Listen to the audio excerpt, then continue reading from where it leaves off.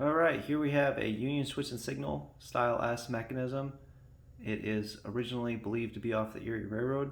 It came out of Ron Mock's estate, and I believe it was sold by his son, Matthew Mock. It currently belongs to Curtis Brown. Curtis brought it to me for restoration. We did some trading, and here it is. Meticulous restoration, and I'm really happy with it, really pleased, and I hope you guys enjoy it. The bottom pipe there at the bottom was where the wires are right here. It's originally made out of some probably asbestos material. It's currently brass now. I went ahead and replaced it just because the old one was all kinked up. And the mechanism came here in really rough shape. It's probably a collection of 4 or 5 different mechanisms. The circuit controller came from Kevin Coles.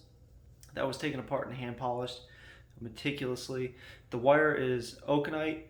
Guy on eBay selling it if you need any.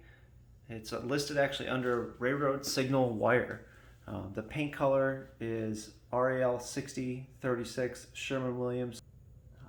It's an ATX brand, but it's a single stage enamel paint and that offers UV protection, and that should hold up much longer than any sort of standard, off the shelf oil-based paint would. This thing, you can spray brake cleaner on it and it ain't ever going to come off. It's pretty robust stuff. Highly recommend it for anybody doing a signal restoration. This is a brass tag mechanism, which to me indicates that it is an earlier mechanism, but I could be completely wrong. What do I know? And then let's see if I can get in a frame here. That is the circuit controller. I have this on here just to keep from bashing into the circuit controller. Get that in a frame for you. But that was all taken apart and pretty meticulously cleaned.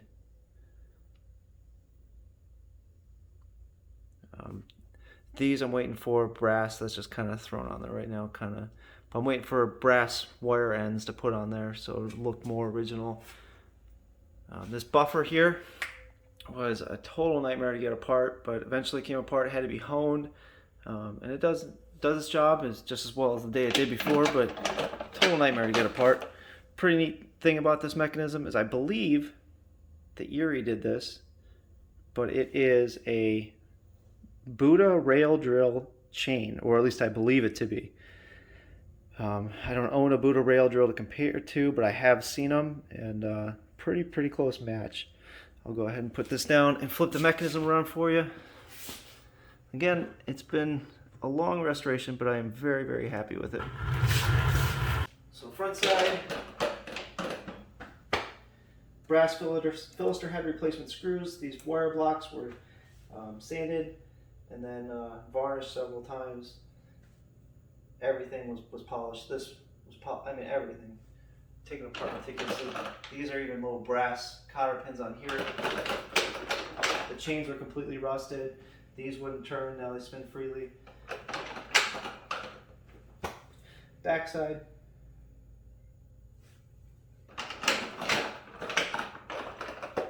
And the circuit controller.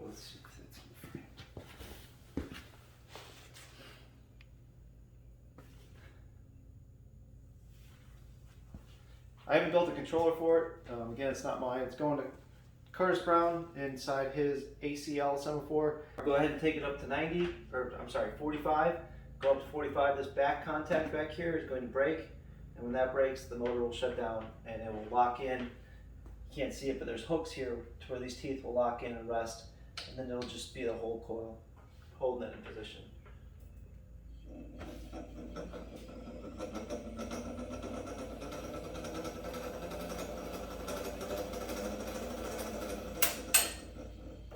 Okay. So now that contact is broke. I'm going to go ahead and bypass that to take it up to the 90 position, and then this contact back here is going to break to stop the motor.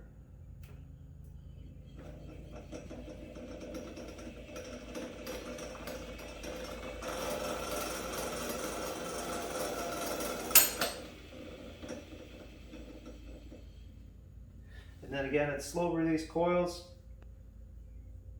So I'm going to go ahead and kill the power. And then it's going to hold that position for a minute, and it's going to need a little bit of weight, and then it will drop.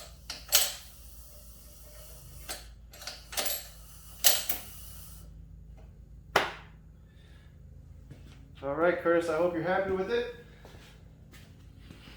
It's been a lot of work.